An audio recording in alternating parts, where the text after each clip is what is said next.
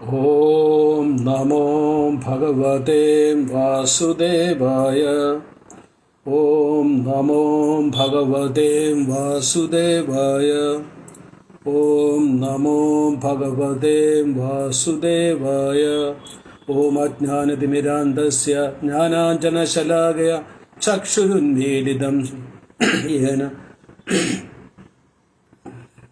നമോ വിഷ്ണുപാദായ കൃഷ്ണപ്രേഷ്ഠായ ഭൂതലെ ശ്രീമദേ ഭക്തിവേദാന്ത സ്വാമിന്നിതി നാമിനെ. നമസ്തേ സാരസ്വതേ ദേവേ ഗൗരവാണി പ്രചാരിണെ നിർവിശേഷ ശൂന്യവാദി പാശ്ചാത്യദേശതാരിണെ. ജയ ശ്രീകൃഷ്ണ ചൈതന്യ പ്രഭു നിത്യാനന്ദ ശ്രീ അദ്വൈത ഗദാധർ ശ്രീവാസാദി ഗൗരഭക്തവൃന്ദ. ഹരേ കൃഷ്ണ കൃഷ്ണ കൃഷ്ണ ഹരേ ഹരേ. ഹരേ രാമ രാമ രാമ ഹരേ ഹരേ.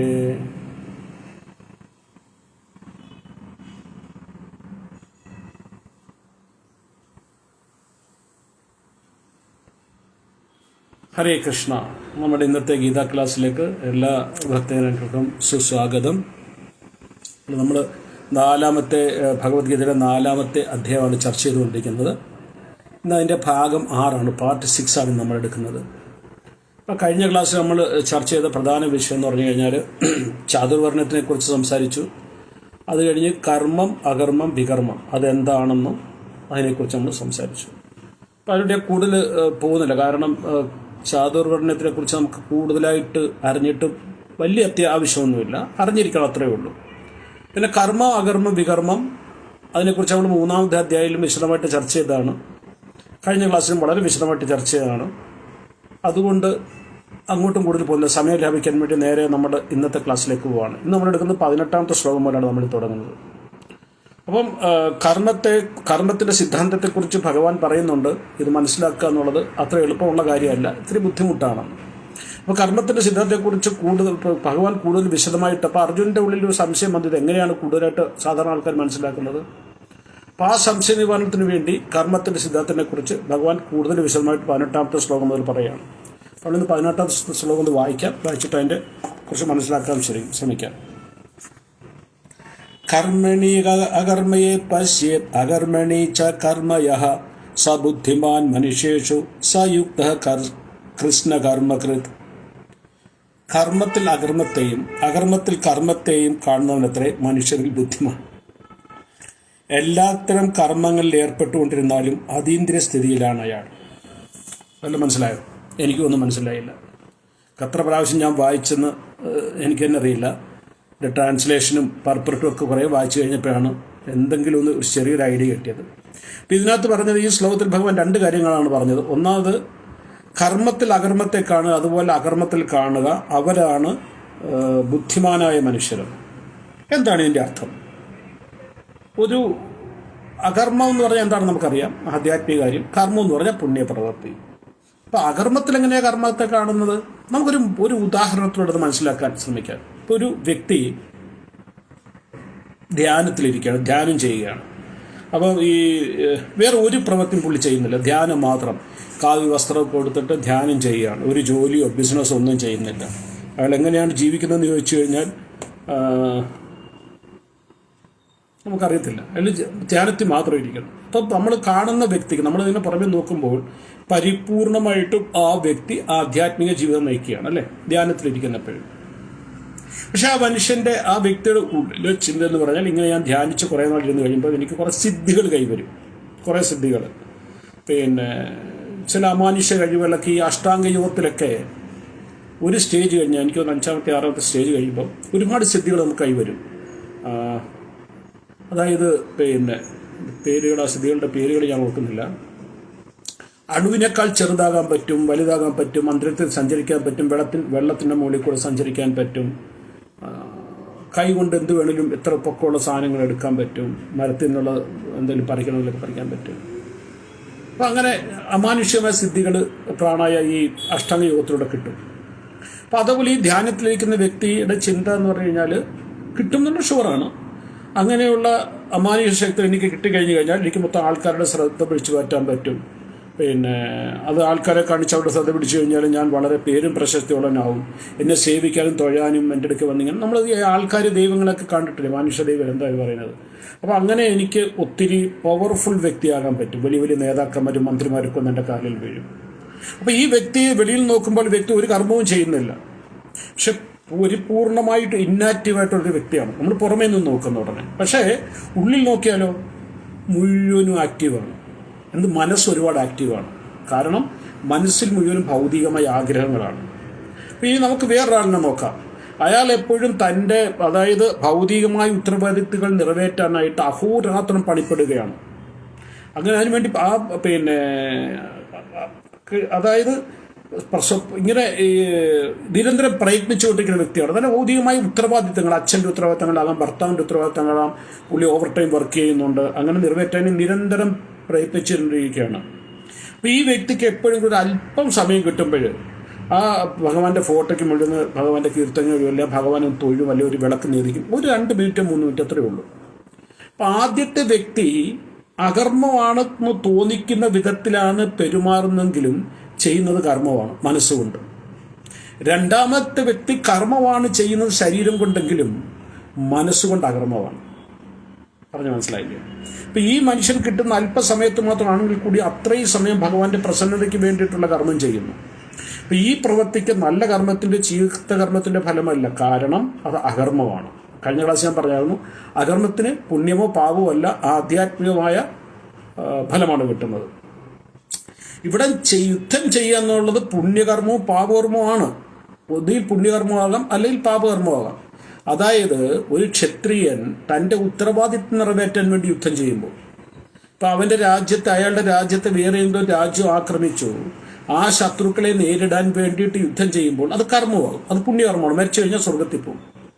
അതേസമയം വെറുതെ ബാക്കിയുള്ളവരെ ദ്രോഹിക്കാനായിട്ട് രാജ്യം പിടിച്ചെടുക്കാനായിട്ട് യുദ്ധം ചെയ്ത് കഴിഞ്ഞു കഴിഞ്ഞാൽ അത് പാപകർമ്മമാണ്, അത് വികർമ്മമാണ്. അലക്സാണ്ടർ ഈ ലോകം മൊത്തം കീഴടക്കാൻ വേണ്ടി എല്ലാ രാജ്യങ്ങളുമായിട്ട് യുദ്ധം ചെയ്ത് ഓരോ രാജ്യത്തും കീഴടക്കിപ്പോയി, അത് വികർമ്മമാണ്. അതായത് ഒരു കാരണമില്ലാതെ നിരപരാധികളായ വ്യക്തികൾ അവിടെ മരിക്കുകയാണ്, അത് പാപകർമ്മമാണ്. അപ്പം പക്ഷേ അർജുനനോട് ഭഗവാൻ പറയുന്നത്, നീ ഇവിടെ എൻ്റെ പ്രസന്നതയ്ക്ക് വേണ്ടി യുദ്ധം ചെയ്യാണ്, ധർമ്മം പുനഃസ്ഥാപിക്കാൻ വേണ്ടി യുദ്ധം ചെയ്യുമ്പോൾ അത് കർമ്മവും വികർമ്മവും അല്ല, അത് അകർമ്മമായിട്ട് മാറും. അത് പുണ്യകർമ്മമായിട്ടല്ല, പാപകർമ്മമായിട്ടല്ല. ഭഗവാന്റെ നിർദ്ദേശം അനുസരിച്ച് യുദ്ധം ചെയ്യുമ്പോൾ അത് ഗുഡ് ആക്ടിവിറ്റിയോ ബാഡ് ആക്ടിവിറ്റിയോ അല്ല, ബട്ട് അത് സ്പിരിച്വൽ ആക്ടിവിറ്റി ആകും. പറഞ്ഞു മനസ്സിലായില്ലേ? അപ്പൊ അർജുനന്റെ ഭയം എന്തായിരുന്നു ഇവിടെ മനസ്സിലാക്കേണ്ട കാര്യം? അതായത് ഇത് അർജുനൻ ഇപ്പൊ തോന്നുന്നത്, ഇത് കേൾക്കാൻ വളരെ ഇൻട്രസ്റ്റിംഗ് ആയിട്ട് തോന്നുന്നുണ്ട്, പക്ഷെ ഒത്തിരി രഹസ്യമായുമാണിത്. രഹസ്യം എന്ന് പറഞ്ഞാൽ മനസ്സിലാക്കാൻ ബുദ്ധിമുട്ടുള്ളതാണ്. അങ്ങനെയുള്ള വ്യക്തിയെക്കുറിച്ച് കൂടുതൽ അറിയാൻ അർജുൻ ആഗ്രഹിക്കുന്നു. അപ്പോൾ ഇതൊക്കെ കേൾക്കുമ്പോൾ അർജുനൻ പറയുന്നത്, ഓക്കെ കൃഷ്ണ, ഇത് കേൾക്കാൻ നല്ല രസമുണ്ട്, പക്ഷെ ഇത് മനസ്സിലാക്കാൻ ഒരുപാട് ബുദ്ധിമുട്ടാണ്, വലിയൊരു ബുദ്ധിമുട്ടാണ്. അപ്പോൾ അങ്ങനെയുള്ള വ്യക്തിയെക്കുറിച്ച് ഞാൻ കൂടുതൽ അറിയാൻ ആഗ്രഹിക്കുന്നു.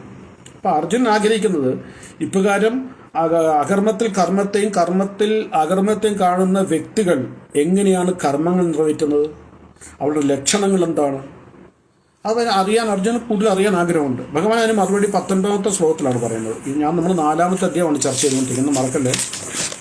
19ാമത്തെ ഭഗവാൻ പറയുന്നത്, യസ്യ സർവേ സമാരംഭഃ കാമസങ്കൽപവർജിതാഃ ജ്ഞാനാഗ്നിദഗ്ധ കർമാണം തമ്മാഹു പണ്ഡിതം ഭൂതാഃ.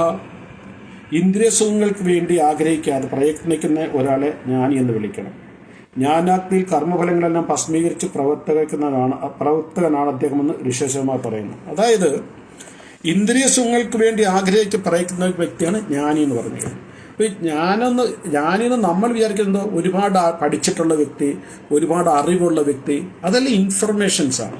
സത്യത്തിൽ ആധ്യാത്മിക ജ്ഞാനം എന്ന് പറയുന്നത് എന്താണെന്ന് ചോദിച്ചു കഴിഞ്ഞു കഴിഞ്ഞാൽ, പരമാത്മാവിൻ്റെ അംശമാണ് നമ്മളെന്നും നമ്മൾ പരമാത്മാവായ ഭഗവാന്റെ നിത്യസേവകരാണെന്നുമുള്ള തിരിച്ചറിവ്. ഈ ശരീരം കൊണ്ട് ഞാൻ എന്ത് ഉത്തരവാദിത്വമാണ് നിറവേറ്റേണ്ടതെന്നുള്ള തിരിച്ചറിവ്, ബോധ്യം, അതനുസരിച്ച് ജീവിതം നയിക്കുന്നതാണ് ആധ്യാത്മികത്തിൻ്റെ ദൃഷ്ടികോണിലൂടെ ജ്ഞാനി എന്ന് പറയുന്നത്. അല്ലാതെ ഇപ്പം ഒരുപാട് ഇൻഫർമേഷൻ ഉള്ളവർ, ഒരുപാട് ഇംഗ്ലീഷ് അറിയാവുന്നവർ, ഇപ്പം നമ്മൾ സാധാരണ ഭൗതിക ലോകത്തിൽ നോക്കിക്കഴിഞ്ഞ് കഴിഞ്ഞാൽ, ഇപ്പം കേരളത്തിലെ ഏറ്റവും വലിയ ജ്ഞാനിയാണെന്ന് ചോദിച്ചു കഴിഞ്ഞാൽ ശശി തരൂരിൻ്റെ പേര് പറയും.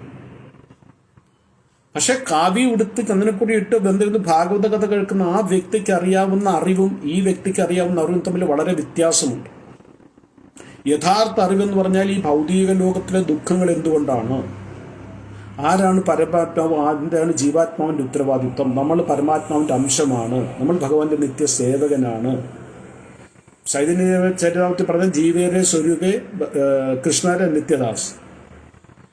നമ്മളുടെ സ്വരൂപം, സ്വന്തം രൂപം എന്ന് പറയുന്നതാണ് കൃഷ്ണരെ നിത്യദാസ്. ഭഗവാൻ കൃഷ്ണന്റെ നിത്യദാസൻ. അതാണൊരു വ്യക്തിയുടെ ഐഡന്റിറ്റി എന്ന് പറയുന്നത്. നമ്മൾ ആത്മാവാണെന്ന് പറഞ്ഞ ഐഡന്റിറ്റി ഉണ്ട്. അത് കൂടാതെ ഒരു വ്യക്തിയുടെ ഐഡന്റിറ്റി എന്ന് പറഞ്ഞാൽ we are the eternal servant of Krishna, ഭഗവാന്റെ നിത്യദാസൻ. ഇവിടെ അർജുനന്റെ ചോദ്യം എന്ന് പറഞ്ഞു കഴിഞ്ഞാൽ അങ്ങനെയുള്ള ആൾക്കാരുടെ ലക്ഷ്യം എന്ന് പറഞ്ഞാൽ ഭഗവാൻ പറയുന്നത് ഇന്ദ്രിയ സുഖങ്ങൾക്ക് വേണ്ടി ആഗ്രഹിക്കാതെ. അതായത് നമ്മളിപ്പോൾ നോക്കിക്കഴിഞ്ഞാൽ ഈ ഭൗതിക ലോകത്തിൽ അഹോരാത്രം രാവിലെയും ചിലതൊക്കെ കാണുന്ന പറഞ്ഞാൽ, പക്ഷെ സത്യത്തിൽ കരയണോ ദുഃഖം എന്താ നമുക്ക് തുറത്തില്ല. രാവിലെ 8 മണി മുതൽ രാത്രി 8 മണി വരെ ജോലി ചെയ്ത് 12 മണിക്കൂർ ജോലി ചെയ്തിട്ട് ആ പൈസ സമ്പാദിക്കുന്നുണ്ട്. അപ്പോൾ അവരോട് ചോദിക്കുന്നത് എന്തിനാ ഈ പൈസ സമ്പാദിക്കുന്നത്? അത് നമുക്ക് അടിച്ചുപൊളിച്ച് ജീവിക്കാനാണ്. അടിച്ചുപൊളിച്ച് ജീവിക്കുന്ന എപ്പോഴാണ് സമയമുണ്ടോ? അതിന് ഇല്ല. അവർക്ക് ഉത്തരവില്ല. അപ്പോൾ ഭൗതിക സുഖങ്ങൾക്ക് വേണ്ടി ജീവിതം ഹോമിക്കുകയാണ്. ഒരു 50 വയസ്സ് 60 വയസ്സാകുമ്പോഴത്തേക്ക് ശരീരവും മനസ്സും തളർന്ന് BP ഷുഗറും പിടിച്ച് കാലുവേയും നടുവേദനയായിട്ട് ഇന്നിക്കാനും ഇറങ്ങാൻ വരുന്നിട്ട് ഈ ബാങ്ക് ബാലൻസ് എന്ത് ചെയ്യാനാണ്? ഇന്ന് ഞാൻ ഒരു സോഷ്യൽ മീഡിയ ഒരു ന്യൂസ് കണ്ടതാണ്. ബെർലിനെങ്ങാണ്ടുള്ളൊരു സ്ത്രീയാണ്, ഫോറിനിലുള്ള, ഇന്ത്യയിലല്ല. അവരുടെ അക്കൗണ്ടിൽ 68 കോടി രൂപ ഉണ്ട്. അവർ മരിച്ചു. അവർ പൈസ ചെലവാക്കാതിരുന്ന എന്താ വെച്ചാൽ പൈസ തീർന്നു പോകുന്നുള്ള ഭയം കൊണ്ട് അവർ ചെലവാക്കാതിരുന്നു. എന്ത് വിഡ്ഢികളാണ്! പൈസ തീർന്നു. 68 കോടി രൂപ അവരുടെ അക്കൗണ്ടിൽ മൊത്തം അക്കൗണ്ടിലേറ്റായി. പലിശയും കൂടെ കൂട്ടി 68 കോടി രൂപ മരിച്ചു കഴിഞ്ഞപ്പോൾ ഉണ്ടായിരുന്നു അക്കൗണ്ടിൽ. അപ്പോൾ അത് എന്തുകൊണ്ട് അവർ ചെലവാക്കില്ല പറഞ്ഞാൽ തീർന്നു പോകുന്നുള്ള ഭയം. അപ്പോൾ ഭൗതിക സുഖങ്ങൾക്ക് വേണ്ടി മാത്രം തൻ്റെ സമയവും തൻ്റെ ഊർജവും തൻ്റെ എല്ലാം ഹോമിച്ച് ജീവിച്ച് മരിച്ചു പോകുന്ന ആൾക്കാർ അജ്ഞാനികളാണ്. ജ്ഞാനികളാരാണ്? ഭൗതികമായ ആഗ്രഹങ്ങളില്ലാതെ, ആഗ്രഹങ്ങൾക്ക് വേണ്ടി, ഭൗതികമായ ഇന്ദ്രിയ സുഖങ്ങൾക്ക് വേണ്ടി ആഗ്രഹിക്കാതെ പ്രയത്നിക്കുക. അപ്പം ഇന്ദ്രിയ സുഖങ്ങൾക്കല്ലാതെ വേണ്ടി പ്രയത്നിക്കുന്ന വ്യക്തി എന്ന് പറഞ്ഞു കഴിഞ്ഞാൽ അകർമ്മം ചെയ്യുന്നവരാണ്. കൃഷ്ണന്റെ പ്രസന്നതയ്ക്ക് വേണ്ടി അവർ നമ്മൾ ചെയ്യുന്ന പോലുള്ള പ്രവൃത്തികളാണ് ചെയ്യുന്നത്. പക്ഷെ അത് ഇന്ദ്രിയ സുഖത്തിന് വേണ്ടി അല്ല എന്ന് മാത്രം. അങ്ങനെയുള്ള വ്യക്തികളെയാണ് ഭഗവാൻ ഇവിടെ ജ്ഞാനികളെന്ന് പറയുന്നത്. അപ്പം ഇപ്രകാരമുള്ള വ്യക്തികൾ എന്ത് പ്രവൃത്തികൾ ചെയ്യുമ്പോഴും അത് എത്ര ചെറിയ കാര്യമാണെങ്കിലും വലിയ കാര്യമാണെങ്കിലും ആ പ്രവൃത്തികൾ വേറിട്ട ചില സ്വഭാവങ്ങൾ കാണും. നമ്മൾ കാണുന്ന രീതിയിലായിരിക്കത്തില്ല അവർ കർമ്മത്തെ കാണുന്നത്. 5 കാര്യങ്ങളാണ് ഭഗവാൻ പറയുന്നതിനെ കുറിച്ച്. അതായത് ഇങ്ങനെയുള്ള വ്യക്തികൾ എന്ത് പ്രവൃത്തികൾ ചെയ്യുമ്പോഴും ആ പ്രവൃത്തി അവർ സന്തുഷ്ടിയോടെയായിരിക്കും ചെയ്യുന്നത്. എന്തുകൊണ്ടാണ് സന്തുഷ്ടി കൊണ്ട് ചെയ്യുന്നതെന്ന് പറഞ്ഞു കഴിഞ്ഞാൽ ഫലത്തിൻ്റെ മേലിൽ അവർക്ക് ആകാംക്ഷയില്ല. അതായത് ഒരു പ്രവൃത്തി നമ്മൾ ചെയ്യുമ്പോൾ ഫലത്തെ മാത്രം ഉദ്ദേശിച്ചാണ് ആ പ്രവൃത്തി ചെയ്യുന്നത്, നമുക്ക് സന്തുഷ്ടി കിട്ടത്തില്ല. ഒരു ഉദാഹരണത്തിന് ഓഫീസിൽ ജോലിക്ക് പോകുന്ന ഒരു വ്യക്തി, അത് ഏത് ഓഫീസിലായാലും എത്ര വലിയ പോസ്റ്റായാലും വളരെ സന്തോഷത്തോടെ ചിരിച്ചുകൊണ്ട് മൂളിപ്പാട്ടും പാടിക്കൊണ്ടല്ല രാവിലെ പോകുന്നത്. ചോറും പൊതിഞ്ഞു കിട്ടി, അതെന്ത് ജോലിയായാലും ശരിയായിട്ട് അതവരുടെ എന്താ പറഞ്ഞ മജ്ബൂരിയാണ്, പോയി പറ്റും. അതുകൊണ്ട് കാരണം എന്താ, അവരുടെ നോട്ടം അത് ഫലത്തിലാണ്. അപ്പം അങ്ങനെയുള്ള വ്യക്തികൾ അവരെന്ത് പ്രവൃത്തിയാലും സന്തുഷ്ടിയോട് ചെയ്യും. ഏത് പ്രവൃത്തി? ഫലം കാക്ഷിക്കാത്ത വ്യക്തി. കാരണം ഇങ്ങനെയുള്ള വ്യക്തികൾ ചെയ്യുന്ന പ്രവൃത്തിയുടെ പരിണാമത്തിൽ, അതായത് ഫലത്തിൽ അവർ ആസക്തിയുള്ളവരായിരിക്കില്ല. അപ്പം ചെയ്യുന്ന പ്രവൃത്തി എന്ത് തന്നെ ആയാലും അത് നല്ല രീതിയിൽ പൂർത്തീകരിക്കണമെന്ന് മാത്രമുള്ള ചിന്ത അവർക്ക് കാണത്തുള്ളൂ. അതുകൊണ്ട് അവർക്ക് സന്തുഷ്ടിയായിരിക്കും എപ്പോഴും. രണ്ടാമത്തെ എന്ന് പറഞ്ഞാൽ അവർ ഭൗതികമായ ആഗ്രഹങ്ങളിൽ നിന്ന് മുക്തരായിരിക്കും. അതായത് എനിക്ക് എന്ത് ലഭിക്കണമോ, എൻ്റെ ജീവിതത്തിൽ ഞാൻ എന്തർഹിക്കുന്നോ ആ അർഹിക്കുന്ന എൻ്റെ അടുക്കൽ വന്നു ചേരും. അതിനുവേണ്ടി ഞാൻ പ്രവൃത്തി ചെയ്താൽ മതി, അധിക പ്രവൃത്തി ചെയ്യേണ്ട ആവശ്യമില്ല. അതായത് ആധ്യാത്മികമായ ജ്ഞാനികളെന്ന് ഭഗവാൻ 19ാമത്തെ ശ്ലോകത്തിൽ പറഞ്ഞ വ്യക്തികളെന്ന് പറഞ്ഞാൽ അവരൊരു പ്രവൃത്തി ചെയ്യുമ്പോൾ ആ പ്രവൃത്തിയുടെ ഫലം അവർ ഭഗവാന് സമർപ്പിക്കുകയാണ്. ഭഗവാന് സമർപ്പിക്കുക എന്ന് പറഞ്ഞു കഴിഞ്ഞാൽ ആ പ്രവൃത്തിയുടെ ഫലം എന്തു തന്നെയായാലും, നല്ലതായാലും ചീത്തയായാലും, എൻ്റെ ആഗ്രഹങ്ങൾക്ക് വിപരീതമായാലും അത് കൃഷ്ണന്റെ ഇഷ്ടം, കൃഷ്ണന്റെ പ്രസാദമായിട്ട് സ്വീകരിക്കാനുള്ള മാനസികമായ ഒരു പക്വത അവർക്കുണ്ടായിരിക്കും. അതുകൊണ്ട് അവർക്ക് ഫലത്തിൽ യാതൊരു ചിന്തയില്ല. എനിക്ക് അർഹതപ്പെട്ടാണ് കൃഷ്ണൻ എനിക്ക് തരും, ഞാൻ എൻ്റെ കർമ്മം ചെയ്താൽ മാത്രം മതി. കൃഷ്ണൻ എനിക്ക് അർഹതപ്പെട്ട് തരുമെന്ന് പറഞ്ഞിട്ട് അവർ ചുരുണ്ടുകൂടി കിടന്നുറങ്ങുകയല്ല, അവരവരുടെ കർമ്മം ചെയ്യും. അതായത് അർജുനോട് ഭഗവാൻ പറഞ്ഞു, എൻ്റെ പ്രസന്നതയ്ക്ക് വേണ്ടി ധർമ്മം പുനഃസ്ഥാപിക്കാൻ നീ യുദ്ധം ചെയ്യുക. ആ യുദ്ധത്തിൽ അർജുനന് പരാജയപ്പെട്ടു കഴിഞ്ഞാൽ അത് കൃഷ്ണന്റെ പ്ലാനാണ്, കൃഷ്ണന്റെ ഇഷ്ടമാണ്. അഭിമന്യു മരിച്ചു, അത് കൃഷ്ണന്റെ ഇഷ്ടമാണ്. 16 വയസ്സേ ഉള്ളൂ. ദ്രൗപദിയുടെ 5 പുത്രന്മാരെ അശ്വത്ഥാമ വധിച്ചു, അത് കൃഷ്ണന്റെ ഇഷ്ടമാണ്, കൃഷ്ണന്റെ പ്ലാനാണ്. അതിൻ്റെ പുറകിൽ ഒരുപാട് തത്വങ്ങളുണ്ട്. അപ്പം അതുകൊണ്ട് ഒരു മൂലയ്ക്ക് മാറിയെന്ന് പാണ്ഡവർ കരയല്ലായിരുന്നു. അശ്വത്ഥാമനെ പിടിച്ചു കെട്ടി കൊണ്ടുവന്ന അർജുനനോട് ദ്രൗപദി പറഞ്ഞത്, ഇത് ബ്രാഹ്മണപുത്രനാണ്, വിട്ടേക്കുക. മക്കൾ നഷ്ടപ്പെട്ട ദുഃഖം ഞാനിന്ന് അനുഭവിക്കുന്ന ഈ ദുഃഖം അശ്വത്ഥാമന്റെ മാതാവ് കൃപി അനുഭവിക്കാൻ പാടില്ല. എനിക്ക് കുറഞ്ഞ പക്ഷം ഭർത്താവുണ്ട്, അവർക്ക് ഭർത്താവും നഷ്ടപ്പെട്ടു, ദ്രോണാചാര്യൻ മരിച്ചു, മകനെ കൂടെ നഷ്ടപ്പെടാൻ പാടില്ല. 5 മക്കളെ കൊന്ന വ്യക്തിയെ ക്ഷമിക്കാൻ എന്തുകൊണ്ട് ദ്രൗപദിക്ക് കഴിഞ്ഞു? 5 മക്കളെ കൊന്ന വ്യക്തിയോട് ക്ഷമിക്കാൻ കഴിഞ്ഞതിൻ്റെ ഒരേ ഒരു കാരണം എന്ന് പറഞ്ഞു കഴിഞ്ഞാൽ ദാറ്റ് വാസ് കൃഷ്ണാസ് പ്ലാൻ എന്ന് ദ്രൗപദിക്ക് അറിയാമായിരുന്നു. ആ വ്യക്തി വിടാൻ പറഞ്ഞപ്പോൾ അർജുനന് വിടാനുള്ള കാരണം, അല്ലെങ്കിൽ പാണ്ഡവർ സമ്മതിക്കാനുള്ള കാരണം, അവരവരുടെ കർമ്മം ചെയ്തു. അതായത് കുട്ടികളെ കൊന്നതിനെ പിടിച്ചു കെട്ടി കൊണ്ടുവന്നു, മുടി മുറിച്ച് വിട്ടു. കാരണം ദാറ്റ് വാസ് കൃഷ്ണാസ് പ്ലാൻ. ആദ്യമായിട്ട് അവർ ചെയ്യുന്ന പ്രവൃത്തിയിൽ അവർ സന്തുഷ്ടിയുള്ളവരായിരിക്കും, കാരണം അവർക്ക് ഭൗതികമായ ആഗ്രഹങ്ങളൊന്നുമില്ലായിരിക്കും. അത് കാരണമാണ്, അതാണ് രണ്ടാമത്തെ കാരണം. ഭൗതികമായ ആഗ്രഹങ്ങളിൽ നിന്ന് അവർ മുക്തരായിരിക്കും. മൂന്നാമത്തേത്, അവർക്ക് ആത്മസംയമനം കാണും. ജീവിതത്തിൽ എന്ത് സംഭവിച്ചാൽ അത് സ്വീകരിക്കാനുള്ളതും ജീവിതത്തിൽ എന്ത് അനുഭവങ്ങൾ വന്നാൽ പതറാതിരിക്കാനുമുള്ള ഒരവസ്ഥയ്ക്കാണ് നമ്മൾ ആത്മസംയമനം എന്ന് പറയുന്നത്. ആത്മം എന്ന് പറഞ്ഞാൽ ഇവിടെ ആത്മം എന്ന് പറഞ്ഞാൽ സ്വയം സംയമനം പാലിക്കുക. അതെന്ത് തന്നെ ആയാലും, ആരെങ്കിലും പ്രകോപിതരായാലും ശരി, എന്ത് അനുഭവങ്ങളായാലും ശരി, അവരവരുടെ ആ ഒരു മനസ്സംയമനം വിടുകയില്ല. നാലാമത്തേത്, അവർ ദ്വന്ദ്ങ്ങളെ അഭിമുഖീകരിക്കാൻ കഴിവുള്ളതായിരിക്കും. ദ്വന്ദ്വം എന്ന് പറഞ്ഞാൽ എന്താണ്? വിപരീതമായ രണ്ടവസ്ഥ. ഇപ്പം ദ്വന്ദ്വ സുഖവും ദുഃഖവും, അത് ദ്വന്ദ്വമാണ്. സുഖവും ദുഷ്ടവും, സന്തുഷ്ടി അസന്തുഷ്ടി. ഇപ്പം ജീവിതത്തിൽ വരുന്നതെല്ലാം ദ്വന്ദ്ങ്ങളാണെങ്കിൽ പോലും അതിനെ അഭിമുഖീകരിക്കാനുള്ള കഴിവുള്ളവരായിരിക്കും അവർക്ക്. നമുക്കിന്നില്ലാത്തതും അതാണ്. നമുക്ക് സുഖം വരുമ്പോൾ നമ്മളെല്ലാം ഓക്കെ, ദുഃഖം വരുമ്പോൾ നമ്മൾ നാട്ടുകാരെയും വീട്ടുകാരെയും കൂട്ടുകാരെയും സുഹൃത്തുക്കളെയും ഒക്കെ കുറ്റം പറയും. ഭാഗവത്തിലെ ബ്രാഹ്മണന്റെ കഥ പലപ്പോഴും പറഞ്ഞിട്ടുള്ള കഥയാണ്. അതായത് എൻ്റെ ദുഃഖങ്ങൾക്ക് കാരണം എൻ്റെ കർമ്മഫലമല്ല, എൻ്റെ ബന്ധുക്കാരല്ല, ഒന്നുമല്ല, പിന്നെ എന്താണ് എൻ്റെ കർമ്മം? നാട്ടോട് പറയാം, എൻ്റെ മനസ്സാണ്, അനുഭവങ്ങളല്ല, എൻ്റെ മനസ്സാണ് എനിക്ക് ദുഃഖം തരുന്നത്. അപ്പം അതേപോലെ ഇവരുടെ ദ്വന്ദ്ങ്ങൾ വരുമ്പോൾ ഏത് വ്യക്തികളെ കുറിച്ച് നമ്മൾ സംസാരിക്കുന്നത്? ആദ്യത്തെ അർജുനന്റെ 18ാമത്തെ അധ്യായത്തിൽ അർജുനോട് ഭഗവാൻ പറഞ്ഞത്, അതായത് കർമ്മത്തിൽ അകർമ്മത്തെ, അകർമ്മത്തിൽ കർമ്മത്തെയും കാണുന്ന വ്യക്തികളുടെ ലക്ഷണങ്ങൾ എന്താണെന്ന് അർജുനൻ ചോദിച്ചതിന് മറുപടിയാണ് ഭഗവാൻ 5 ലക്ഷണങ്ങൾ പറയുന്നത്. അതിൽ 5ാമത്തെ ലക്ഷണമാണ്, ഇവർ ഈർഷ്യാരഹിതരായിരിക്കും, ആരോടും ഈർഷ്യ കാണത്തില്ല.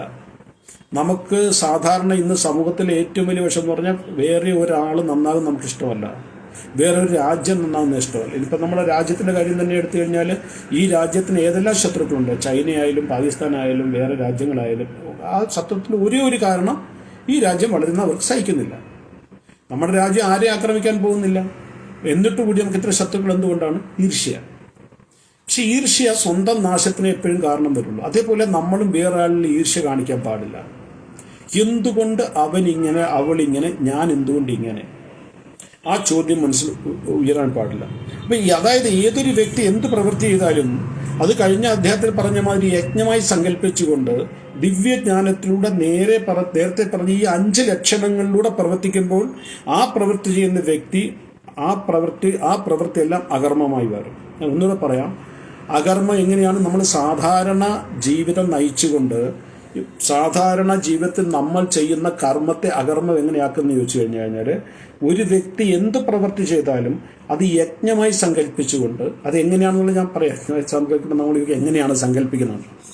ദിവ്യമായ ജ്ഞാനത്തിലൂടെ, ദിവ്യം എന്ന് പറഞ്ഞു കഴിഞ്ഞാൽ കൃഷ്ണാവബോധത്തിലൂടെ ഈ പറഞ്ഞ ഇപ്പം 5 വിശേഷങ്ങൾ നമ്മൾ പറഞ്ഞില്ലേ, അതായത് ആ വ്യക്തികൾ എന്ത് പ്രവർത്തിക്കുമ്പോഴും സന്തുഷ്ടിയോടെ ആയിരിക്കും ചെയ്യുന്നത്, അവർ ഭൗതികമായ ആഗ്രഹങ്ങളില്ലാത്തവരായിരിക്കും, അവർ ആത്മസംയമനമുള്ളവരായിരിക്കും, അതായത് ബന്ധങ്ങളെ അഭിമുഖീകരിക്കാൻ കഴിവുള്ളവരായിരിക്കും, ഈർഷ്യാരഹിതരായിരിക്കും. ഈ 5 ലക്ഷണങ്ങളോട് പ്രവൃത്തികൾ ചെയ്യുമ്പോൾ അവരുടെ പ്രവൃത്തികളെല്ലാം അകർമ്മമായി മാറും. ആ കർമ്മത്തിന് നമ്മൾ അകർമ്മം എന്ന് വിളിക്കുമ്പോൾ അതിന് പുണ്യത്തിൻ്റെയോ പാപത്തിൻ്റെ ഫലമുണ്ടാവില്ല. അതെല്ലാം ആധ്യാത്മികമായി മാറും. അത് ആ വ്യക്തിയെ ഈ ഭൗതിക ബന്ധനത്തിൽ നിന്ന് മോചിപ്പിക്കാൻ കഴിയും.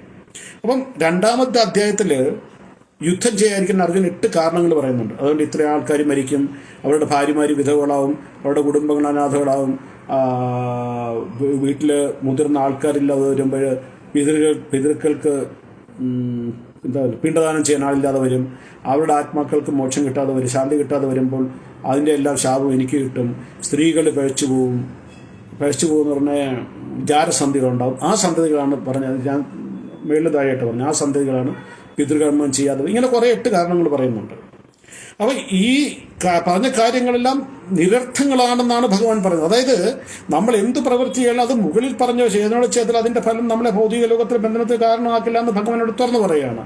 അർജുനൻ യുദ്ധം ചെയ്യുമ്പോൾ അർജുനൻക്ക് അത് കർമ്മമായിട്ട് കാണുന്നതുകൊണ്ടാണ് അർജുൻ പറയുന്നത് ഇങ്ങനെ ഇതിൻ്റെ എല്ലാ ഉത്തരവാദി ഞാനാകുമ്പോൾ ഞാൻ നരകത്തിൽ പോകേണ്ടി വരും, നിത്യ നരകത്തിൽ പോകേണ്ടത്. ഭഗവാൻ പറഞ്ഞാൽ നീ അത് കർമ്മമായിട്ട് ചെയ്യണ്ട, അകർമ്മമായിട്ട് ചെയ്യും. ഈ പറഞ്ഞ 5 നേരത്തെ പറഞ്ഞ 5 വിശേഷങ്ങളായിട്ടുള്ള 5 കാര്യങ്ങളിൽ ഊന്നിക്കൊണ്ട് ആധ്യാത്മിക ജ്ഞാനത്തിലൂടെ എൻ്റെ പ്രസന്നതയ്ക്ക് വേണ്ടി യുദ്ധം ചെയ്യുമ്പോൾ അത് അകർമ്മമായിട്ട് മാറും. അത് അകർമ്മമായിരുന്നതിൻ്റെ പേരിൽ തന്നെ അതിൻ്റെ ഫലം അത് പുണ്യമായിക്കോട്ടെ പാവമായിക്കോട്ടെ നിനക്ക് അനുഭവിക്കേണ്ടി വരില്ല.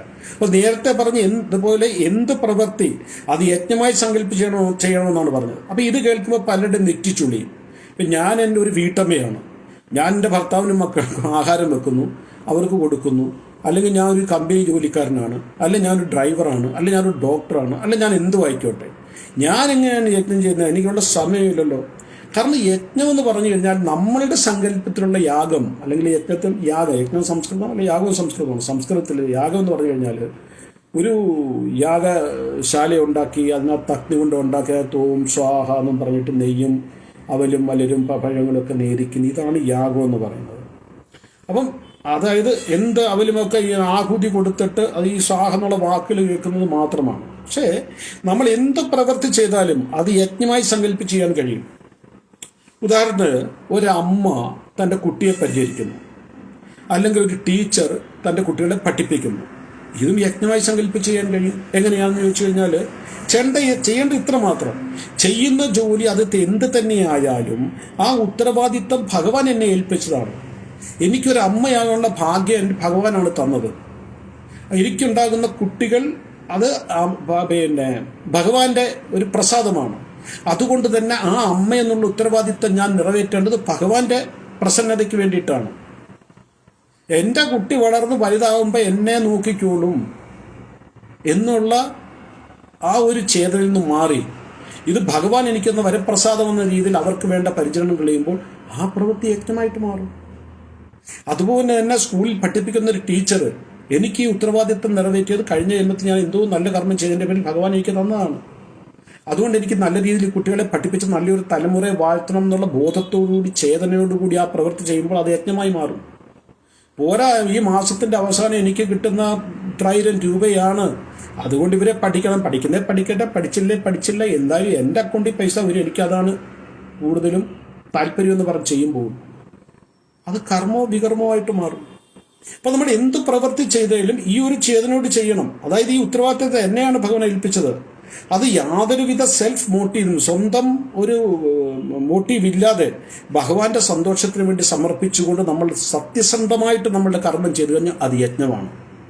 മറ്റേ ഞാൻ നേരത്തെ അഗ്നികുണ്ഡത്തിൽ നെയ്യും പലരും അവലും പഴവും ഹോമിച്ചുകൊണ്ട് ഓം സ്വാഹ എന്ന് പറഞ്ഞ അതും യജ്ഞമാണ്. പക്ഷെ അതിനൊരു പ്രത്യേക ഉദ്ദേശത്തോടുകൂടി ചെയ്യുന്നതാണ്. അത് വേദത്തിലെ കർമ്മകാണ്ഡത്തിലുള്ളതാണ്. ഞാൻ പറയുന്നത് വേദത്തിലെ ഭക്തികാണ്ഡത്തിലുള്ള കാര്യമാണ് പറയുന്നത്.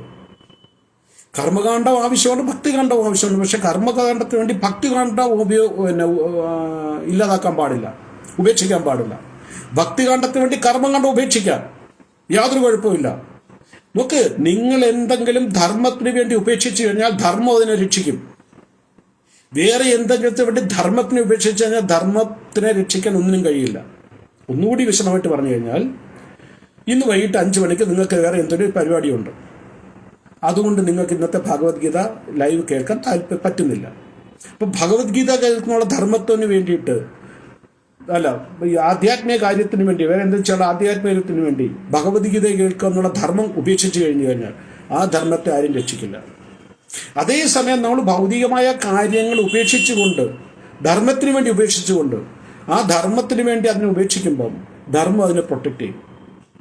ഭഗവത്ഗീതയിൽ ഭഗവാൻ വളരെ, നമുക്ക് ആ ശ്ലോകങ്ങളൊക്കെ വരുമ്പോൾ ചർച്ച ചെയ്യാവുന്നതാണ്, പറയുന്നുണ്ട്, ഏതൊരു വ്യക്തി ആത്മീയമായ ജീവിതം നയിക്കുന്നുണ്ടോ ആ വ്യക്തിക്ക് ഈ ഭൗതിക ലോകത്തിൽ ചെയ്യാനുള്ള ഉത്തരവാദിത്തങ്ങൾ വേറെ ഒന്നുമില്ല.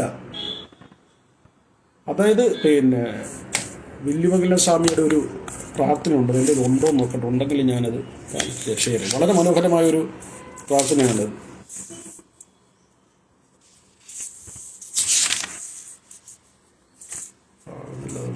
അതിനകത്ത് അദ്ദേഹം പറയുന്നത്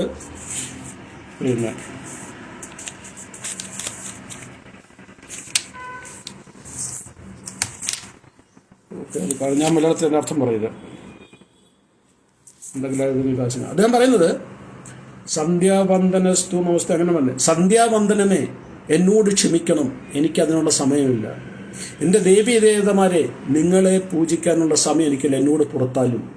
പിതൃക്കളെ നിങ്ങൾക്ക് പിണ്ടമർപ്പിക്കാനുള്ള സമയം എനിക്കില്ല, എന്നോട് പുറത്താലും. അങ്ങനെ കുറേ ഉണ്ട്. അവസാനം പറയുന്നത്, എന്തുകൊണ്ടെന്നാൽ ഞാൻ ആ വൃന്ദാവനത്തിലെ കൃഷ്ണന്റെ ചരണാരവിന്ദത്തിൽ അഭയം പ്രാപിച്ചു പോയി, എനിക്ക് വേറെ എങ്ങും എൻ്റെ മനസ്സിനെ കൊണ്ടുപോകാൻ കഴിയുന്നില്ല. അപ്പോൾ ഈ ചെയ്യേണ്ടതെല്ലാം ഉത്തരവാദിത്തങ്ങളാണ്. ദേവീദേവതമാരെ പൂജിക്കേണ്ടതായാലും, പിതൃക്കൾക്ക് കർമ്മം ചെയ്യേണ്ടതായാലും, സന്ധ്യാവന്തനം, ബ്രാഹ്മണർക്ക് പണ്ടുള്ള സന്ധ്യാവന്തനം പറയുമ്പോൾ ഗായത്രി ചെല്ലേണ്ടതും ഇതൊക്കെ അത്യാവശ്യമാണ്. പക്ഷെ അദ്ദേഹത്തിന് കൃഷ്ണന്റെ പാതാരബിന്ദങ്ങളെ വിട്ടിട്ട് മനസ്സിൽ എങ്ങും കൊണ്ടുപോകാൻ പറ്റുന്നില്ല. അതിനെ എല്ലാം കൃഷ്ണഭക്തി പ്രൊട്ടക്ട് ചെയ്യും. പക്ഷെ കൃഷ്ണഭക്തി വിട്ടിട്ട് വേറെ എന്തെങ്കിലും ചെയ്തു കഴിഞ്ഞാൽ ആ കൃഷ്ണഭക്തിയെ പ്രൊട്ടക്ട് ചെയ്യാൻ വേറെ പ്രപഞ്ചത്തിൽ ഒന്നും കഴിയില്ല. അപ്പോൾ ഇവിടെ പറഞ്ഞതിൻ്റെ അർത്ഥം, യാതൊരുവിധ സെൽഫ് മോട്ടീവും ഇല്ലാതെ ഭഗവാന്റെ സന്തോഷത്തിന് വേണ്ടി സമർപ്പണ ഭാവത്തോട് സത്യസന്ധമായിട്ട് ഏതൊരു വ്യക്തി പ്രവൃത്തി ചെയ്യുന്നു ആ പ്രവൃത്തി യജ്ഞമായിട്ട് മാറും. എന്ത് പ്രവൃത്തിയായാലും, അത് വീട്ടമ്മയുടെ പ്രവൃത്തി ആയിക്കോട്ടെ, ഒരു ചൗക്കിദാരുടെ പ്രവൃത്തി ആയിക്കോട്ടെ, ഒരു പോലീസുകാരൻ്റെ പ്രവൃത്തി ആയിക്കോട്ടെ, ഒരു ടീച്ചറിൻ്റെ പ്രവൃത്തി ആയിക്കോട്ടെ, എന്ത് പ്രവൃത്തിയായാലും അതിൻ്റെ ഫലത്തിൽ ആസക്തി ഇല്ലാതെ ഞാൻ നേരത്തെ പറഞ്ഞ 5 കാര്യങ്ങൾ മനസ്സിൽ ഉറപ്പിച്ചുകൊണ്ട് ഭഗവാന്റെ പ്രസന്നതയ്ക്ക് വേണ്ടി സത്യസന്ധമായിട്ട് പ്രവൃത്തി ചെയ്തു കഴിഞ്ഞാൽ നമ്മൾ ചെയ്യുന്ന എല്ലാ പ്രവൃത്തികളും യജ്ഞമായിട്ട് മാറും. അങ്ങനെ യജ്ഞമായിട്ട് നമ്മൾ പ്രവൃത്തികൾ ജീവിതത്തിൽ ചെയ്യുമ്പോൾ അത് അകർമ്മമാകും, അതിന് കർമ്മയില്ല. ഇവിടെ വേറൊരു കാര്യം കൂടെ നമ്മൾ മനസ്സിലാക്കേണ്ട കാര്യങ്ങൾ, നമ്മൾ കഴിഞ്ഞ ജന്മങ്ങളിൽ സ്വരൂപൂട്ടി ഒരുപാട് കർമ്മഫലങ്ങളും കൊണ്ടാണ് നമ്മൾ ഈ ഭൗതിക ലോകത്ത് വരുന്നത്. അത് മിശ്രിത കർമ്മങ്ങളാണ്. ഇത് നല്ലതുകൊണ്ട് ചീത്തയാണ്. അതാണ് നമ്മൾ ഇടയ്ക്കിടയ്ക്ക് ദുഃഖം അനുഭവിക്കുന്നു, ഇടയ്ക്കിടയ്ക്ക് സുഖം, മനസ്സിന് സന്തോഷം കിട്ടുന്നു. കാരണം നമ്മൾ മിശ്രിത കർമ്മം കൊണ്ടാണ് വരുന്നത്. ഒരുപാട് പാപകർമ്മങ്ങളാണെങ്കിൽ അതേപോലെ നിത്യദുഃഖത്തിലായിരിക്കും. നിത്യദുഃഖത്തിലുള്ള ആൾക്കാരെ നമുക്ക് ഒരുപാട് കാണാൻ പറ്റും. ജീവിതകാലം മൊത്തം പട്ടിയെപ്പോലെ കഴുതയെപ്പോലെ ജോലി ചെയ്ത് ജീവിച്ചു മരിക്കുന്നവർ.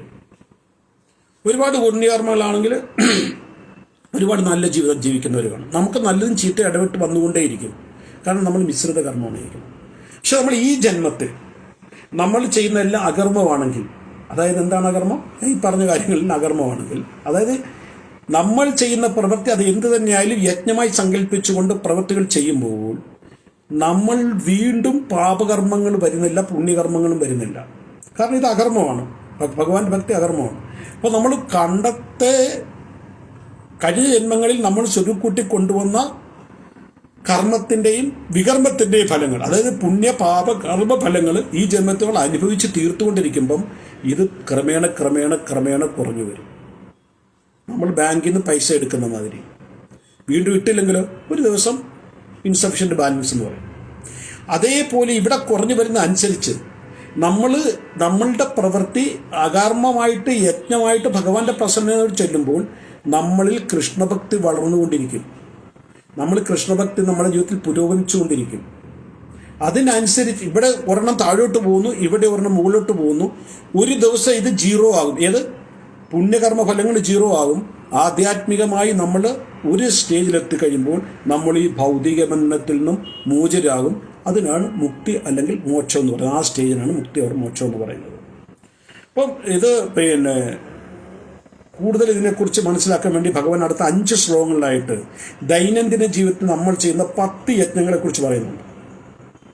10 യജ്ഞങ്ങളെക്കുറിച്ച് 5 ശ്ലോകം, അതായത് 25, 26, 27, 28, 29 4-ാമത്തെ അധ്യായത്തിൽ ഭഗവാൻ 10 കാര്യങ്ങൾ പറയുന്നുണ്ട് എന്താണ് നമ്മൾ യജ്ഞമായിട്ട് ചെയ്യുന്നത്. അപ്പോൾ ഞാൻ ആ ശ്ലോകത്തിൻ്റെ ട്രാൻസ്ലേഷൻ മാത്രമേ വായിക്കുന്നുള്ളൂ സമയം ലാഭിക്കുന്നതിന് വേണ്ടി. 25-ാമത്തെ ശ്ലോകത്തിൽ ഭഗവാൻ പറയും, 4-ാം അധ്യായത്തിൽ 25-ാം ശ്ലോകത്തിൽ പറയുന്നത്, ചില യോഗികളെന്ന് പറഞ്ഞു കഴിഞ്ഞാൽ ഈ ആധ്യാത്മിക കാര്യങ്ങൾ ചെയ്യുന്ന എല്ലാ യോഗികളും ഇവരെ യോഗികളെന്നാണ് വിളിക്കുന്നത്. അഷ്ടാംഗ യോഗമായാലും കർമ്മയോഗമായാലും ഭക്തിയോഗമായാലും ആ യോഗം ചെയ്യുന്നവരെല്ലാം യോഗികളെന്ന് പറയും. ചില യോഗികൾ വിവിധ യജ്ഞങ്ങളാൽ എന്നുവെച്ചാൽ വിവിധ പ്രവൃത്തികളാൽ ദേവന്മാരെ യഥാവിധി ആരാധിക്കുന്നു. ദേവന്മാരെന്ന് പറയും 33 ദേവന്മാരിൽ എല്ലാവരും അതിനകത്ത് വരും. മറ്റു ചിലർ പരബ്രഹ്മ തേജസ്സിൽ യജ്ഞങ്ങൾ അർപ്പിക്കുന്നു. മനസ്സിലാക്കുക. അപ്പോൾ ഈ 25ാം അധ്യായത്തിൽ പറയുന്ന ദേവദേവന്മാരുടെ പൂജയും ഭഗവാനെ ബ്രഹ്മഭാവത്തിൽ ആരാധിക്കുന്നതാണ്. അപ്പോൾ ഇവിടെ പറഞ്ഞതെന്ന് പറഞ്ഞാൽ ചില ദേവന്മാരെ, ചില യോഗികൾ ദേവന്മാരെ യഥാവിധി ആരാധിക്കുന്നു. അപ്പോൾ അവർ ഭഗവാന്റെ സേവകരാണെന്ന് വിചാരിച്ചുകൊണ്ട് അവർക്ക് വേണ്ടുന്ന പൂജാകാര്യങ്ങൾ ചെയ്യുമ്പോൾ അതും യജ്ഞമായിട്ട് മാറും. പിന്നെ ഒരു കൂട്ടരുടെ പരബ്രഹ്മ തേജസ്. പരബ്രഹ്മം എന്ന് പറഞ്ഞാൽ എന്തുവാണ്? നമ്മൾ പലപ്പോഴും കേൾക്കാനുള്ളൊരു വാക്കാണ് പരബ്രഹ്മം എന്ന് പറഞ്ഞാൽ. ഭഗവാന്റെ ബ്രഹ്മ ജ്യോതിസിനെയാണ് പരബ്രഹ്മം എന്ന് പറയുന്നത്. നിങ്ങൾ കേട്ടുവാണ്, ഞാൻ എൻ്റെ വീടിനടുത്ത് ഓച്ചിറ അമ്പലത്തിൽ പരബ്രഹ്മമാണെന്ന് പറയിരിക്കുന്നത്. എന്താണ് പരബ്രഹ്മം? അവിടെ വിഗ്രഹമില്ല. എന്താണ് വിഗ്രഹമില്ലാത്തത്? ഭഗവാന്റെ ചൈതന്യമാണ്, ഭഗവാന്റെ ശരീരത്തിൽ നിന്ന് വരുന്ന പ്രകാശമാണ്. ഭഗവാൻ ഭഗവത്ഗീതയിൽ 15ാമത്തെ അധ്യായത്തിൽ 6ാമത്തെ ശ്ലോകത്തിൽ പറഞ്ഞുകൊണ്ട് നഭാസ യഥോ സൂര്യോ ന ശാശാങ്കോ ന പാവക യദ്വത്വ നിവർത്തന്റെ തത്താമ പരമമമ. അതായത് എൻ്റെ ലോകത്തിൽ, വൈകുണ്ഠ ലോകങ്ങളിൽ അവിടെ സൂര്യനോ ചന്ദ്രനോ പ്രകാശമോ വൈദ്യുതി ഒന്നുമില്ല. പിന്നെ അവിടെ വെട്ടമിടുന്നതാണ് ഭഗവാന്റെ ശരീരത്തിൽ വരുന്ന പ്രകാശമാണ്. ഇത് നമ്മളുടെ ഭൗതിക ലോകം തീരുന്നത് എവിടെയാണ്? നമ്മുടെ ഈ ഭൗതിക ലോകം തീരുന്നത് ബ്രഹ്മലോകത്തിലാണ്. ബ്രഹ്മലോകം ഭൗതിക ലോകത്തിലാണ്. അതായത് മഹാപ്രളയത്തിൽ അത് പോകും. അതിൻ്റെ മുകളിൽ കൈലാസം, അതിൻ്റെ മുകളിലാണ് ബ്രഹ്മജ്യോതി. ഏതൊരു വ്യക്തി ഭഗവാനെ പരബ്രഹ്മ രൂപത്തിൽ ആരാധിക്കുന്നു, ആ വ്യക്തികൾ ആ മരണശേഷം അവരുടെ ആത്മാവ് ആ പരബ്രഹ്മത്തിൽ ലയിച്ചു ചേരുക എന്ന് പറഞ്ഞു കഴിഞ്ഞാൽ ഭഗവാനിൽ ലയിച്ചു ചേരുക എന്നല്ല, ഭഗവാന്റെ ഭഗവാന്റെ ആ തേജസ്സിൽ ലയിച്ചു ചേരുക എന്നർത്ഥം. അപ്പോൾ ഇവിടെ ഭഗവാൻ പറഞ്ഞ 25ാമത്തെ ശ്ലോകത്തിൽ ദേവതകളുടെ പൂജയും ഭഗവാന്റെ ബ്രഹ്മാരാധനയാണ്.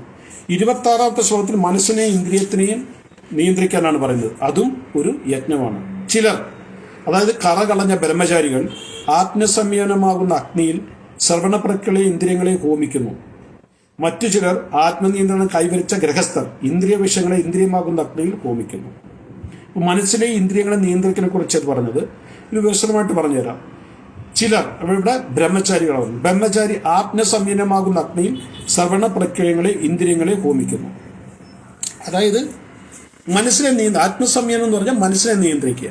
അപ്പൊ അവര് ഇവിടെ ആരെയാ പറഞ്ഞ? ബ്രഹ്മചാരികൾ. ബ്രഹ്മചര്യം എന്ന് പറഞ്ഞു കഴിഞ്ഞാൽ ബ്രഹ്മചാരിത്വത്തിനെ പാലിക്കുന്നവർ.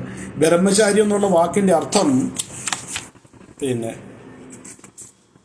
മനസാ വാച അല്ല, കർമ്മണ മനസാ വാച കർമ്മണ മനസാ വാച സർവാവസ്തു സർവത സർവത്ര മൈഥുനത്യാഗു ബ്രഹ്മചര്യം പ്രചക്ഷതേ. ഏതവസരത്തിലും എവിടെ വെച്ചും എപ്പോഴും ശരീരം കൊണ്ടോ മനസ്സുകൊണ്ടോ വാക്കുകൊണ്ടോ പൂർണ്ണമായും ലൈംഗിക വിഷയത്തിൽ ഏർപ്പെടാതിരിക്കലാണ് ബ്രഹ്മചര്യം എന്ന് പറയുന്നത്. ബ്രഹ്മചര്യം എന്ന് പറഞ്ഞാൽ ശാരീരികമായ സ്ത്രീ പുരുഷ ബന്ധത്തിന് മാത്രമല്ല, മനസ്സുകൊണ്ടും ഇന്ദ്രിയങ്ങൾ കൊണ്ടും അതിനെക്കുറിച്ച് പോലും ചിന്തിക്കാത്തവർ പോലുമാണ് ബ്രഹ്മചര്യം. അങ്ങനെയുള്ള ബ്രഹ്മചരികൾ, അതാണ് ആത്മസംയമനം, ആത്മനിയന്ത്രണം. ആ അഗ്നിയിൽ ആത്മസംയമനം കൊണ്ട് ശ്രവണാദികളെയോ എന്തെങ്കിലും കേൾക്കുന്നതിനെയോ അല്ലെ ഇന്ദ്രിയങ്ങൾ, നമ്മുടെ കണ്ണ് മൂക്ക് നാക്ക് തൊക്കുണ്ടല്ലയോ നമ്മൾ ഓരോന്ന് കാണുന്നത്, അതിനെ ഹോമിക്കുക എന്ന് പറഞ്ഞാൽ നിയന്ത്രിക്കുന്നവരും. അതായത് മറ്റു ചിലർ, അതായത് ഇവിടെ ബ്രഹ്മചര്യകളെ കുറഞ്ഞ് ഇനി ഗൃഹസ്ഥരെ കുറിച്ചാണ് പറയുന്നത്. ഇന്ദ്രിയ വിഷയങ്ങളെ ഇന്ദ്രിയമാകുന്ന അഗ്നിയിൽ ഹോമിക്കുന്നു. ഇന്ദ്രിയ വിഷയങ്ങൾ എന്ന് പറഞ്ഞാൽ എന്തുകൊണ്ടാ? 5 ഇന്ദ്രിയങ്ങൾ, 5 ജ്ഞാനേന്ദ്രിയങ്ങൾ: കണ്ണ്, മൂക്ക്, നാക്ക്, ത്വക്ക്, ചെവി. കണ്ണുകൊണ്ട് കാണുക എന്ന് പറഞ്ഞാൽ രൂപം, ചെവി കൊണ്ട് കേൾക്കുക എന്ന് പറഞ്ഞാൽ ശബ്ദം, കാതുകൊണ്ട് കേൾക്കുക എന്നുള്ള ശബ്ദം, നാസിക കൊണ്ട് എന്ന് പറയുമ്പോൾ അതിൻ്റെ വിഷയം എന്ന് പറഞ്ഞാൽ ഗന്ധം, ഇത് രുചി, ത്വക്കുണ്ട് വാഗുകൊണ്ട് നാക്കുകൊണ്ട് രുചി, ത്വക്ക് അല്ലെ സ്വക്കുകൊണ്ട് സ്പർശം. അപ്പം ഇങ്ങനെയുള്ള വിഷയങ്ങൾ, അപ്പോൾ ഒരു നല്ലൊരു സ്ത്രീയുടെ പുരുഷൻ്റെ അത് രൂപമാണ്. ആ രൂപത്തെ ഇന്ദ്രിയങ്ങൾ തന്നെ കൊണ്ട് ഹോമിക്കുക എന്ന് പറഞ്ഞാൽ അതിൻ്റെ അകത്ത് മനസ്സിനെ വിടാതെ ആത്മനിയന്ത്രണം പാലിക്കുക, ഇതും യജ്ഞമാണ്. ഒരു ഉദാഹരണം പറഞ്ഞു കഴിഞ്ഞാൽ, എനിക്കിന്ന് പിന്നെ ഉള്ളിയും വെളുത്തുള്ളിയും കഴിക്കാൻ പാടില്ല. ഞാൻ ബ്രാഹ്മണ ദീക്ഷ എടുത്ത വ്യക്തിയാണ്. എനിക്ക് അല്ലെങ്കിലും ദീക്ഷ കിട്ടുമ്പോൾ നമ്മൾ സത്യം ഉള്ളിയും വെളുത്തുള്ളിയും കഴിക്കാൻ പാടില്ല. അപ്പം എനിക്ക് ഏറ്റവും ഇഷ്ടപ്പെട്ട ഒരു ആഹാരം അത് ഉള്ളിയും വെളുത്തുള്ളിയും ചേർത്തതാകാം. അത് ആരെങ്കിലും എനിക്ക് ഓഫർ ചെയ്ത് കഴിക്കാനായിട്ട്, അവർക്കറിയില്ലായിരുന്നു എനിക്ക് ഉള്ളിയും വെളുത്തുള്ളിയും കഴിക്കാൻ പാടില്ല, കൊണ്ടുതന്നു. ഞാൻ അതിന് വേണ്ടെന്ന് പറയുന്നത് 2 അവസ്ഥയിൽ വേണ്ടെന്ന് പറയും. ഒന്ന്, എനിക്ക് കഴിക്കാൻ പാടില്ല, അതുകൊണ്ട് എനിക്ക് വേണ്ട, എനിക്കിഷ്ടമാണ് പക്ഷെ എനിക്ക് വേണ്ട. 2, ഞാനത് ത്യജിച്ചിരിക്കുകയാണ്, എനിക്ക് യാതൊരു ആഗ്രഹമുണ്ട്. ആദ്യത്തിൽ ആഗ്രഹങ്ങളുണ്ടെങ്കിലും നിയമം ബാധിച്ചിരിക്കുന്നതുകൊണ്ട് ഞാനത് കഴിക്കുന്നില്ല. അപ്പം 2 അത് ഇന്ദ്രിയ നിയന്ത്രണമാണ്. ആദ്യത്തേതിൽ ഇന്ദ്രിയങ്ങളെന്ന് പറയുന്നത് നാവിനെ നിയന്ത്രിച്ചു, മനസ്സിനെ നിയന്ത്രിച്ചിട്ടില്ല. പക്ഷെ കുറച്ച് ബുദ്ധിമുട്ടി മനസ്സിനെ നിയന്ത്രിച്ചു. രണ്ടാമത്തിൽ നാവിനെയും മനസ്സിനെ ഒരുപോലെ നിയന്ത്രിച്ചു. ഇത് ആരെക്കുറിച്ചാണ് പറഞ്ഞത്? ഗ്രഹസ്ഥർ. അപ്പൊ ഏതൊരു ഇന്ദ്രിയ വിഷയം എന്താണെന്ന് ഞാൻ പറഞ്ഞു. ശബ്ദം, രൂപം, ഗന്ധം, സ്പർശം, ഇതെല്ലാം ഇന്ദ്രിയ വിഷയങ്ങളാണ്. ഇതിനെ ഇന്ദ്രിയങ്ങളിൽ ഹോമിക്കുക എന്ന് പറഞ്ഞാൽ ഇതിനെ ഇന്ദ്രിയങ്ങൾ കൊണ്ട് നിയന്ത്രിക്കുന്ന വ്യക്തി, ആ വ്യക്തിയും ചെയ്യുന്നത് യാഗമാണ്. ഇവിടെ അഗ്നികുണ്ഡത്തിന്റെയോ ഹോമത്തിന്റെയോ ഹോമദ്രവ്യങ്ങളുടെ ആവശ്യമുണ്ടോ? ഇല്ല. അപ്പൊ 27-ാമത്തെ ശ്ലോകത്തിൽ ഭഗവാൻ പറയുന്നത് ആത്മസംയമനത്തിനെ കുറിച്ചാണ്. ആത്മസാക്ഷാത്കാരം നേടുന്നതിൽ തൽപരരായ മറ്റു ചിലർ ഇന്ദ്രിയങ്ങളുടെയും മനസ്സിനെ നിയന്ത്രണത്തിലൂടെ എല്ലാ ഇന്ദ്രിയ പ്രവർത്തനങ്ങളെയും പ്രാണപ്രവർത്തനങ്ങളെയും നിയന്ത്രിതമായി മനസ്സാകുന്ന അഗ്നിയിൽ ഹോമിക്കുന്നു. ആത്മസാക്ഷാത്കാരം നേടുക എന്ന് ആത്മസാക്ഷാത്കാരം എന്നുള്ള വാക്കിന്റെ അർത്ഥം എന്ത്?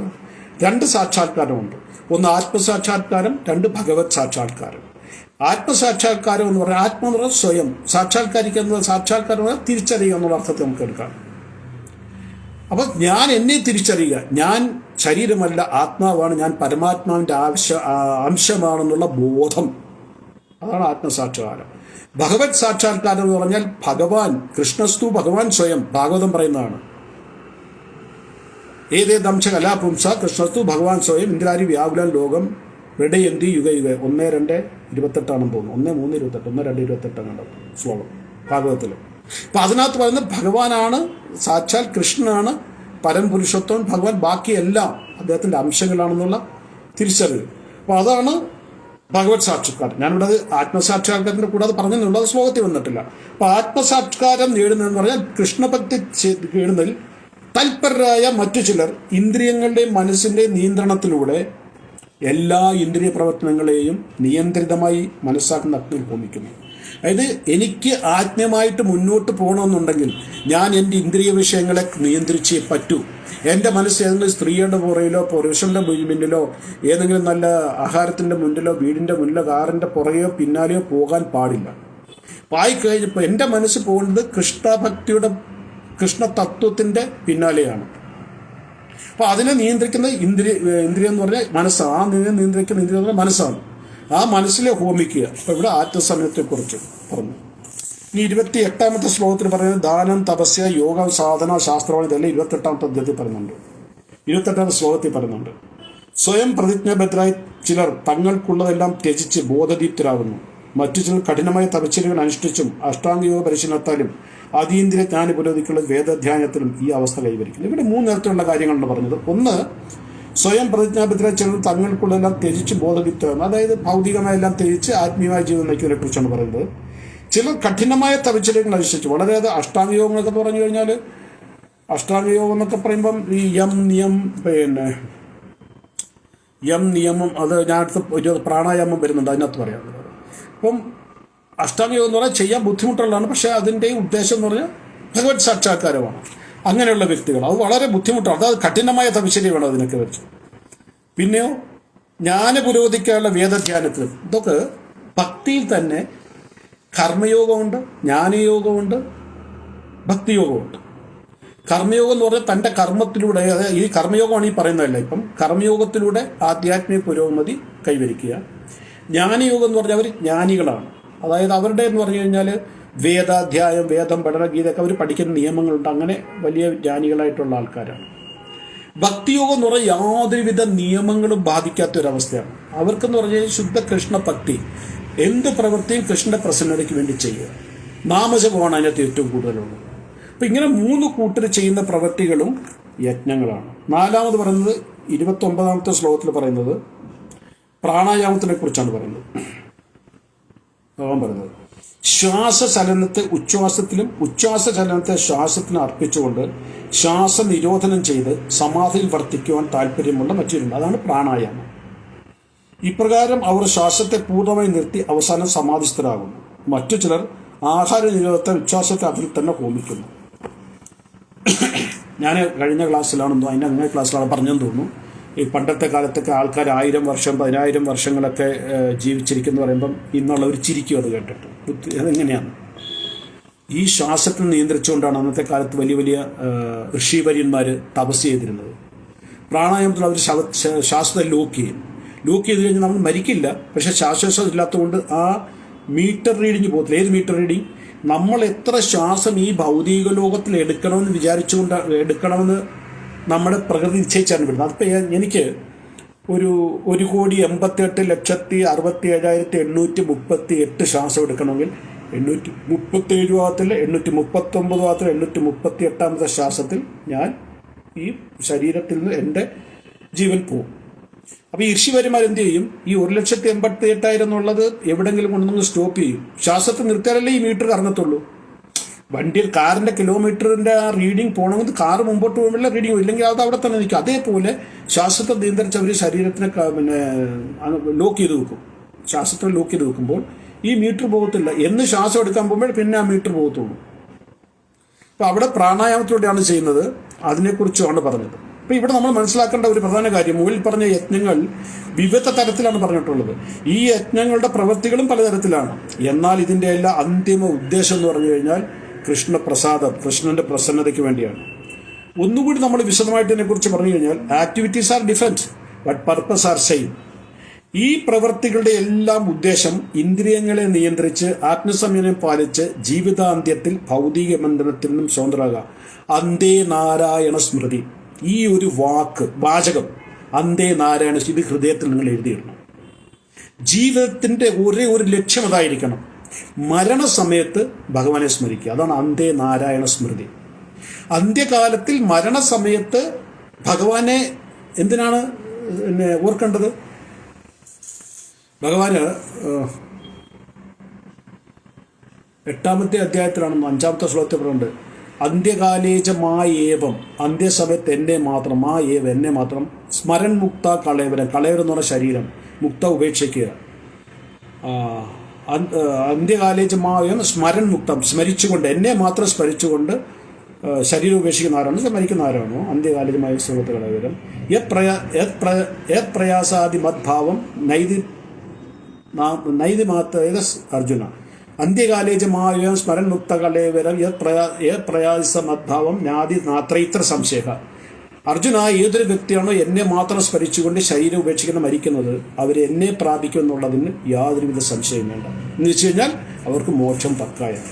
അപ്പൊ അന്തേ നാരായണ സ്മൃതിക്ക് വേണ്ടിയാണ് ഈ പറഞ്ഞ പ്രവൃത്തികളെല്ലാം. നമ്മൾ ദൈനംദിന ജീവിതത്തിൽ ചെയ്യുന്ന പ്രവൃത്തികളാണ് ഈ പറഞ്ഞതെല്ലാം. അതെല്ലാം നമുക്ക് കൃഷ്ണഭക്തിയിലൂടെ ചെയ്യാൻ പറ്റും.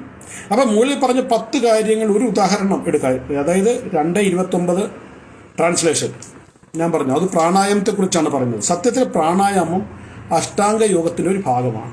ഞാൻ പറഞ്ഞ അഷ്ടാംഗം വളരെ ബുദ്ധിമുട്ടുള്ള ഒരു പ്രക്രിയയാണ്. ഇന്ന് അത് വളരെ വിരലിലെണ്ണാവുന്ന ആൾക്കാർ കാശ്മീരിൽ മലകളിലൊക്കെ പോയിട്ട് കാശ്മീർ താഴ്വരയിലൊക്കെ ചെയ്യുന്നവരുണ്ട്. അതിനകത്ത് 8 അംഗം, അഷ്ടാംഗം എന്ന് പറഞ്ഞാൽ 8 അംഗം എന്ന് പറഞ്ഞാൽ യം, നിയം, പ്രാണായാമം, പ്രത്യാഹാരം, ധാരണം, ധ്യാനം, സമാധി. യം നിയം ആസനം, യം നിയം ആസനം, പ്രാണായാമം, പ്രത്യാഹാരം, ധാരണ, ധ്യാനം, സമാധി. യം നിയം എന്ന് പറഞ്ഞു കഴിഞ്ഞാൽ, എം എന്ന് പറഞ്ഞു കഴിഞ്ഞാൽ ചെയ്യാൻ പാടില്ലാത്ത, നിയം എന്ന് പറഞ്ഞാൽ പാലിക്കേണ്ടത്, ആസനം എന്ന് പറഞ്ഞാൽ അത് ഇരിക്കാനുള്ള വിധികളുണ്ട്. അത് വരുന്നുണ്ട് ഭാഗവത്തിൽ. അതുകൊണ്ട് ഈ ഭഗവത്ഗീത വരുന്നുണ്ട്. അതുകൊണ്ട് ഞാനിത് കൂടുതൽ പറയുന്നില്ല. ഭഗവാൻ അതിപ്പോൾ പറയുന്നുണ്ട് വളരെ വ്യക്തമായിട്ട്. അപ്പോൾ പറഞ്ഞതിൻ്റെ അർത്ഥം എന്ന് പറഞ്ഞു കഴിഞ്ഞാൽ അതുപോലും ആ പ്രാണായാമത്തിൽ നിന്നുള്ളത് ഈ 8 അംഗത്തിൽ നിന്ന് ഒരെണ്ണം പ്രാണായാമത്തിൽ നമ്മൾ എടുത്തിട്ട് BP കുറയ്ക്കാനും ഷുഗർ കുറയ്ക്കാനും വേണ്ടിയിട്ടാണ് നമ്മൾ ഇന്ന് ഉപയോഗിക്കുന്നത് സോഷ്യൽ മീഡിയയിൽ. സത്യത്തിൽ പ്രാണായാമം എന്ന് പറഞ്ഞാൽ അഷ്ടാംഗ യോഗത്തിൻ്റെ ഒരു ഭാഗമാണ്.